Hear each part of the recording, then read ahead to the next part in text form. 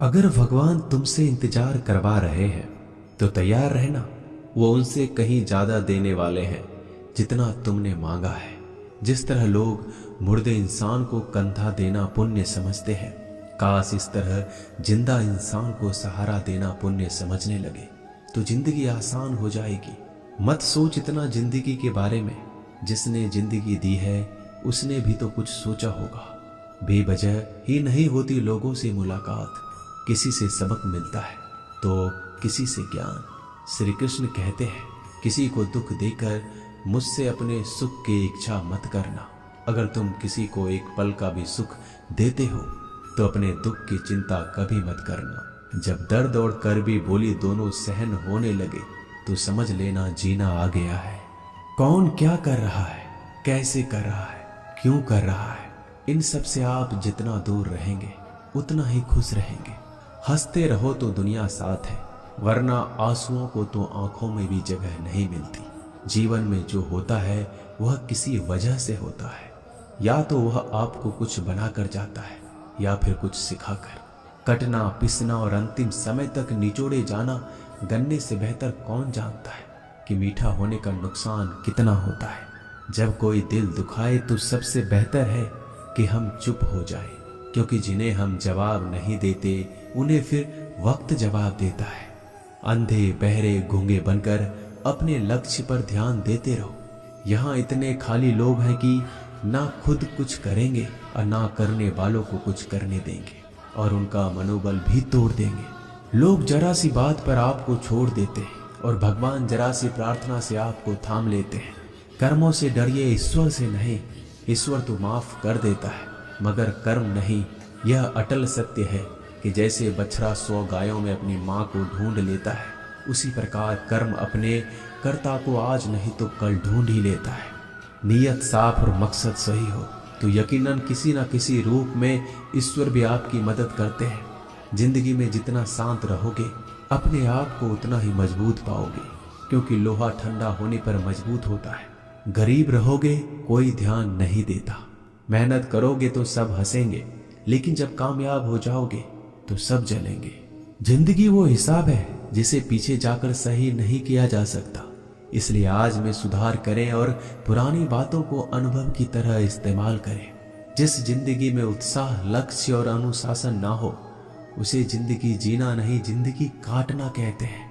कभी कभी आप बिना कुछ गलत किए भी बुरे बन जाते हैं, क्योंकि जैसा लोग चाहते थे आप वैसा नहीं करते। जिस मनुष्य के हृदय में सच्ची मानवता हो उसकी सोच हमेशा यही होगी कि मुझे मिला हुआ दुख किसी को ना मिले और मुझे मिला हुआ सुख सबको मिले।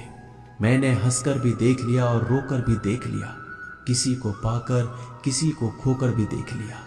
ये जान लिया कि जिंदगी वही जी सकता है जिसने अकेले जीना सीख लिया।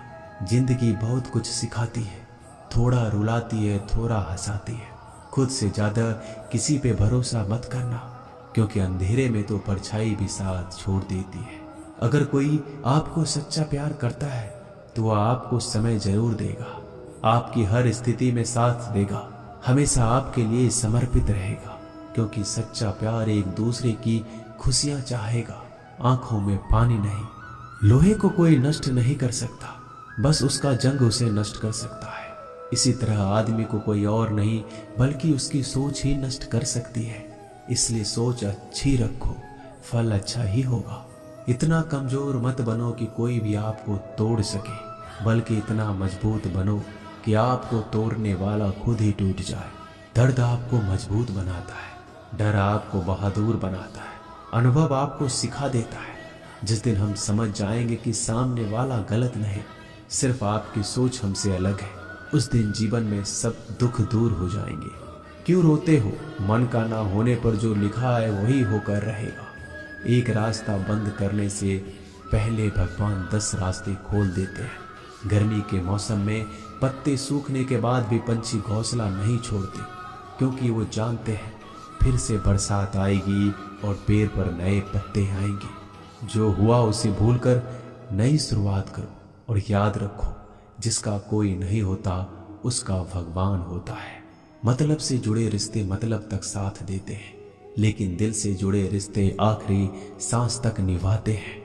अच्छा काम करते रहो, चाहे कोई सम्मान करे या ना करे, क्योंकि सूर्योदय तब भी होता है जब करोड़ों लोग सोए रहते हैं। दुनिया में हर एक काम आसान है, केवल अंदर से आवाज आनी चाहिए।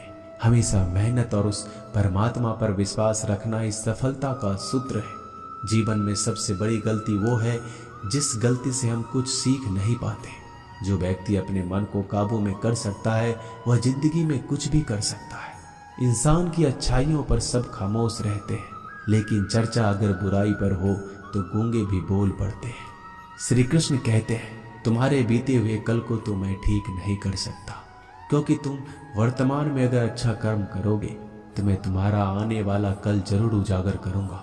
झूठी बातों पर लोग आपकी वाहवाही करेंगे, वही लोग आपको तबाह करेंगे। बुरे से बुरा क्या ही होगा, हम तो हमेशा ही सोच लेते हैं, मगर अच्छे से अच्छा क्या होगा हम ये कभी नहीं सोचते।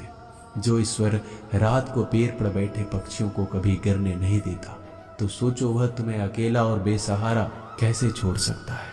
आज के जमाने में कोई अपना नहीं होता, सिर्फ लोग तब तक साथ देते हैं जब तक उनका स्वार्थ होता है।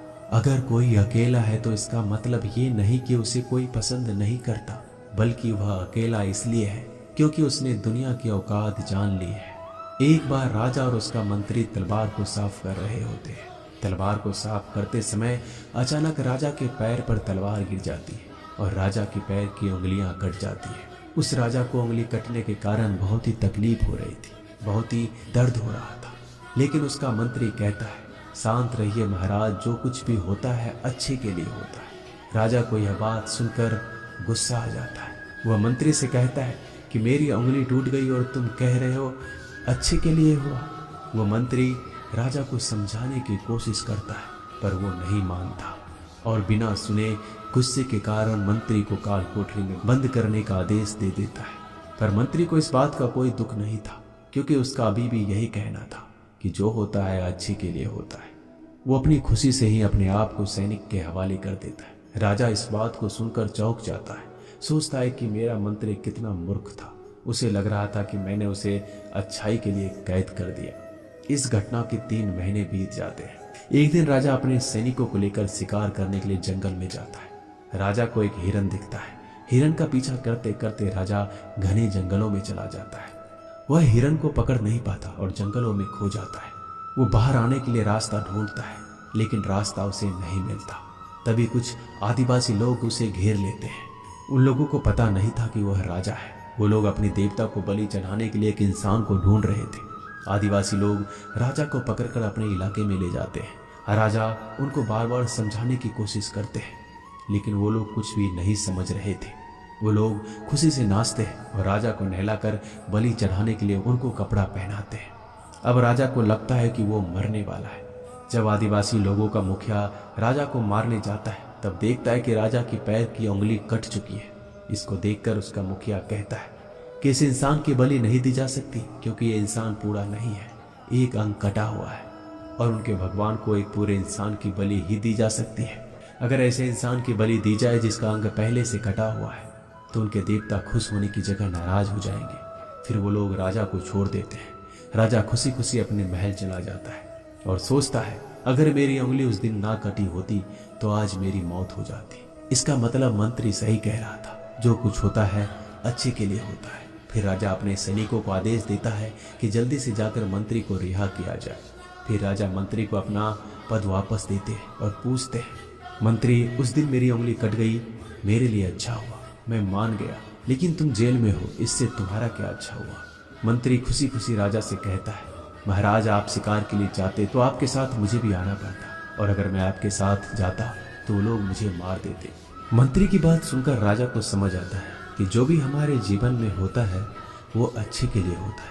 अगर हम अपने जीवन में देखें तो हमारे जीवन में भी कुछ मुश्किलें आती हैं, हम उनका सामना नहीं करते, हम उनको ही दोष देते हैं।